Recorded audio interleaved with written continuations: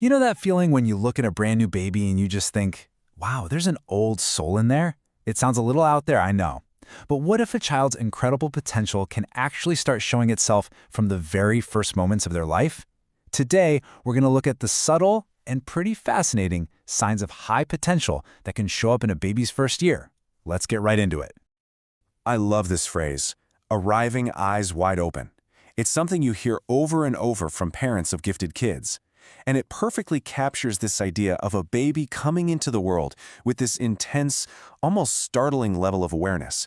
You know, it's the feeling that they're not just passively looking around, but they are truly seeing everything, right from day one. So, how do we even start to tune in to these first whispers of potential? Well, the most important thing to remember is that we are not looking for one single thing. It's not about the baby who rolls over a week early and that's it. What we're really looking for is a consistent pattern of advanced development, a pattern that shows up across a whole bunch of different areas.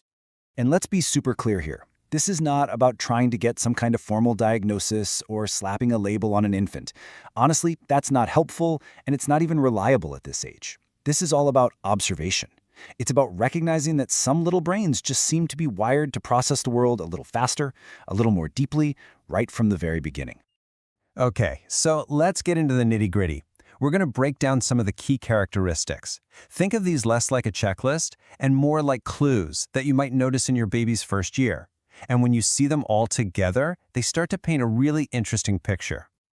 The first and probably most common sign is this remarkable alertness. I'm talking about the baby who tracks faces and lights all the way across the room with this laser-like focus. They often seem to hate sleeping, like they're just afraid they're going to miss something. This is that profound awareness that has friends and family saying things like, wow, your baby, it feels like they're staring right into your soul. Next up, hitting those milestones early. And again, it's all about the pattern. A potentially gifted baby might not just sit up on their own at 4 or 5 months instead of the usual 7. They might also have amazing head control at 1 month and be giving you real social smiles in just the first few weeks.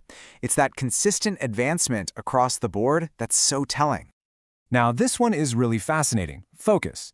Most babies, as you know, have super short attention spans, but these infants can sometimes sustain their focus for an unusually long time, just studying the little details of a toy. But here's the flip side.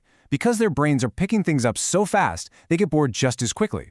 Show them the same rattle 5 times, and by the 6th time, they are totally over it and looking for something new. And that leads to a really important idea.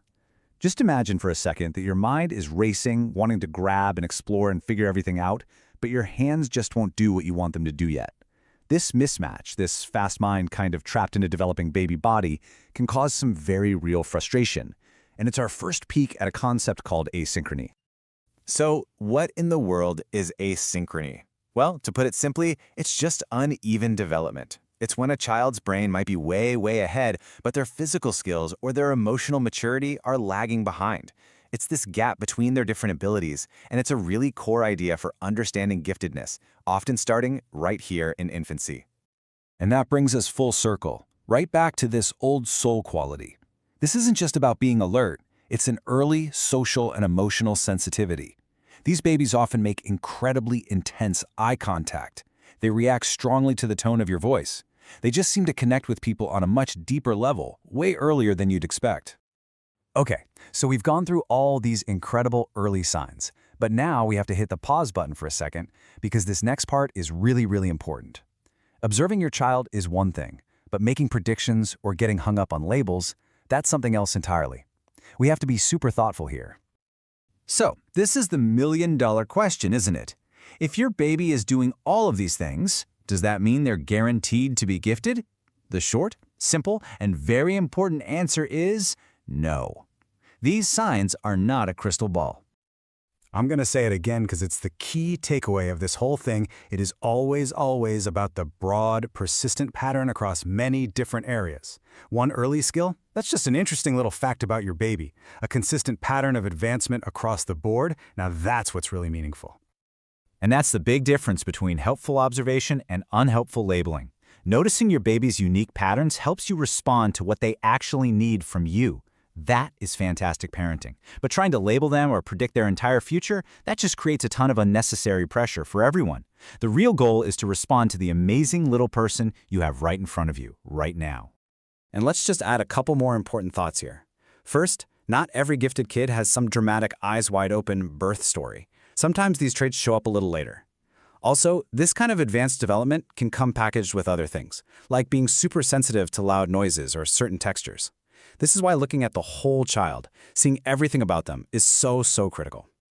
So, you've taken all this in, you're observing, not labeling, now what? You're probably asking, okay, so what do I actually do with this information? And that brings us to the final and I think most practical part of our explainer, how to nurture your unique child no matter what their developmental journey looks like. And you know, the beautiful thing is that the best way to support them is what's best for any child. Talk to them, read to them, sing to them constantly. Follow their lead. If they seem bored, offer something a little more challenging, but don't push it. Give them tons of unstructured time on the floor to just explore and figure things out on their own. And if they are intense, meet that intensity with calm, loving responsiveness. At the end of the day, this is what it's all about. This isn't a race. It's not a competition. It's a journey of discovery. Your job is just to enjoy the incredible, amazing process of watching your child's individual personality and mind unfold, one day at a time.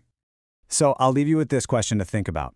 Forget the milestones and the checklists for a minute. What is your baby's unique way of being in the world showing you about who they are becoming? Because that is where the real magic is.